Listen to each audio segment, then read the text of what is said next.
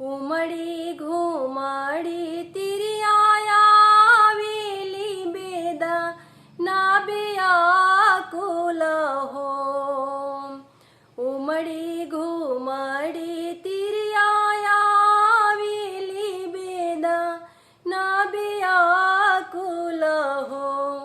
आरे हरि जी के मनीर मोहिया सुरवा जाई सुतेली हो। आरे हरि जी के आमा बाड़ी रूसल सुरवा जाई सुतेली हो। आपन आमा जी रहती बेदनवा हर लेती नु हो। आपन आमा जी होईती बेदनवा हर लेती नु हो। आरे हरि जी के आमनीर मोहिया सुरवा जाई सुतेली हो। आरे हरि जी के आमनीर दैया दरदियो नाही बुझेली हो। आरे आरे बेदना की बालक हाली बेगी जनमहु हो। आरे आरे बेदना की बालक हाली बेगी जनमहु हो। मोरे दतवन चुएला पसीनावा नयन नीरी बहेला हो। मोरे दतवन चुएला पसीना नयन मोरे नीर बहे हो। घरी रात बीतली पहर राती और अधिया राती हो। भर राती बीतली पहर राती और अधिया राती हो।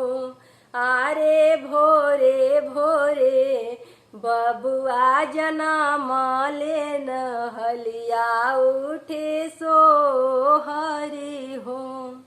आरे भोरे भोरे बबुआ जनम ले महलिया उठे सोहर हो। के जायावी लगावत के बजावत हो। के जे आवी लगावत के बजावत हो।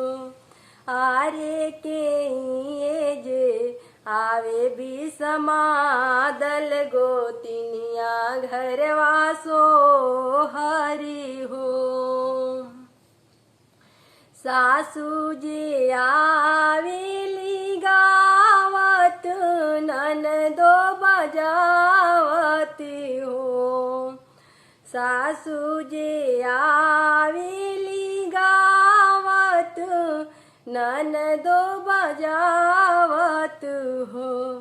आरे गोतिनी जे आवे भीषमादल गोतिनिया घरवा सोहर हो। आरे गोतिनी जे आवे भीषमादल गोतिनिया घरवा सोहर हो। सासू के देवो में खटियावा तना दो मचियावानु हो। सासू के देवो में खटियावा तना दो मचियावानु हो। आरे गोतिनी के देबो सोफा सेठवा गोतिनिया हमरो पाई चहो। आरे गोतिनी के देबो सोफा सेठवा गोतिनिया हमरो पाइची हो। सासू के देबो सरसैया तेलवा ननदो करुइया तेलवा हो। सासू के देबो सरसैया तेलवा ननदो तीसिया तेल हो।